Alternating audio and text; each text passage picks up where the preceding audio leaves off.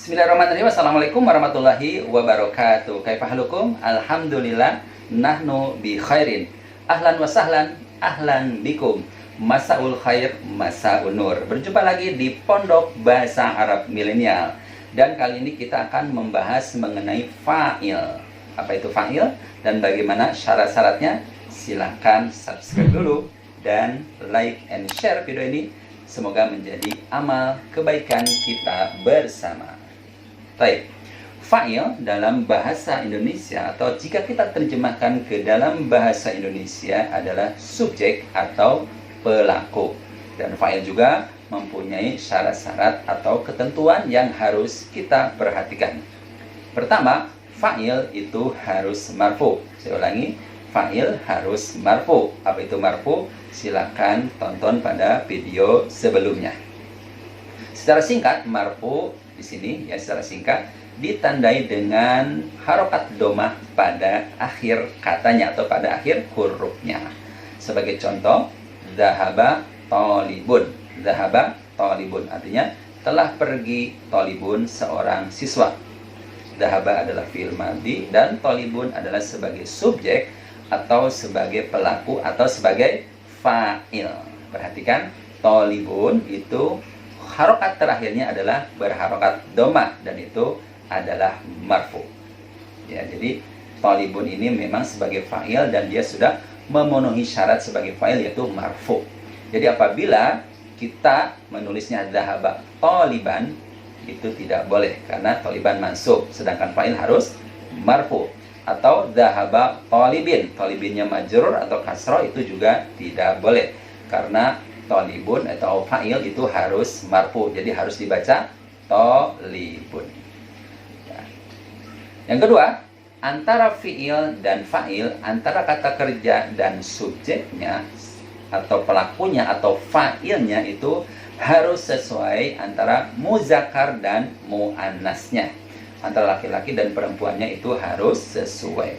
Contoh tadi, zahaba thalibun itu sudah sesuai karena zahaba memang bentuk muzakkar karena fa'ilnya thalibun adalah muzakkar laki-laki. Jika kita ganti thalibun ya, dengan thalibatun, maka zahabanya akan berubah menjadi zahabat. Sekali lagi, zahaba akan berubah menjadi zahabat. Jadi jika kita mau mengatakan telah pergi seorang siswi, maka ucapannya apa? Zahabat thalibatun. Zahabat thalibatun. Jadi zahabannya ditambahin dengan tak sukun karena memang zahabat untuk muannas atau untuk perempuan. Yang ketiga, jika fa'ilnya, jika pelaku atau subjeknya terdiri dari isim mutsanna, isim yang menunjukkan dua, atau isim jamak yang menunjukkan banyak, tetap saja fi'ilnya atau kata kerjanya yang dipakai mufradnya saja atau tunggalnya saja. Ya, misalkan zahaba thalibun, telah pergi seorang siswa, itu mufrad. Ketika thalibun diganti dengan thalibani, dua orang siswa, tetap saja fi'ilnya memakai zahaba, bukan memakai zahaba ya. Jadi tetap saja memakai yang mufrad. Zahaba thalibani, telah pergi dua orang siswa. Walaupun pelakunya dua orang siswa, tetap saja fi'ilnya atau kata kerjanya memakai yang mufrad. Begitu juga jika fa'ilnya bentuk jama, tetap saja fi'ilnya atau kata kerjanya juga memakai yang mufrad. Jadi tidak berubah. Jadi dhahaba at-tulabu. Dhahaba at-tulabu. Ya, jadi at-tulabu adalah bentuk jama taksir dari thalibun. Ya. Jadi tetap saja fi'ilnya memakai dhahaba, tidak dhahabu. Ya, sekali lagi. Jadi ketentuan fa'il pertama harus marfu, yang kedua antara fi'il baik antara muzakkar dan muannasnya, dan yang ketiga apabila fa'ilnya terdiri daripada isim musanna atau isim jamak, maka tetap saja fi'ilnya itu menggunakan yang mufrad saja.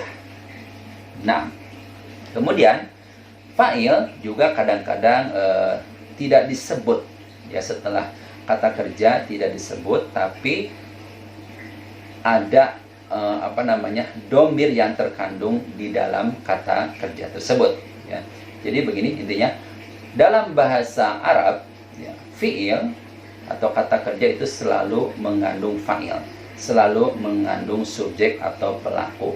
Si fa'il ini ya, kadang-kadang memang disebut setelahnya dan memang tidak disebut setelah fi'il tersebut.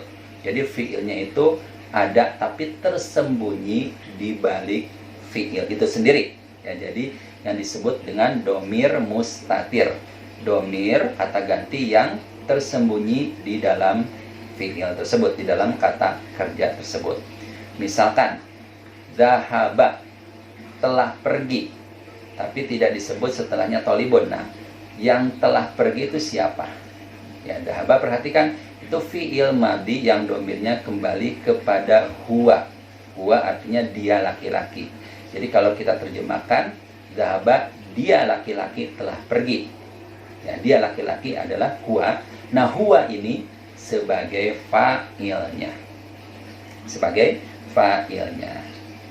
Atau misalkan dhahabat. Dhahabat, setelah itu tidak disebut fa'ilnya. Nah, berarti fa'ilnya adalah domir mustatir, kata ganti yang tersembunyi di dalam kata kerja tersebut, yaitu hiya. Dia seorang perempuan. Jadi hiyanya, domir mustatir yang tersembunyi itu, itulah yang menjadi fa'il. Satu lagi, dahabu, misalkan dahabu, mereka telah pergi. Nah, di sini fa'ilnya adalah domir mustatir, kata ganti yang tersembunyi di dalam fi'il tersebut, yaitu hum. Nah, hum inilah yang menjadi fa'il dari fi'il tersebut. Jadi intinya fa'il bisa disebut setelah fi'il tersebut, setelah kata kerjanya, atau tidak disebut. Jika tidak disebut, maka fa'ilnya adalah domir mustatir, domir yang tersembunyi di dalam fi'il tersebut. Baik, mudah-mudahan Anda bisa memahaminya. Contoh, biar Anda semakin paham. Misalkan, akala yasirun. Akala telah makan yasirun, yasir.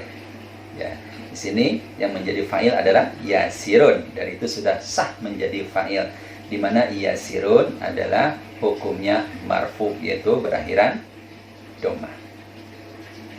Kemudian yakulu, misalkan yakulu al waladani, yakulu al waladani. Perhatikan, al waladani adalah fa'il, ya, dan dia hukumnya sudah marfu.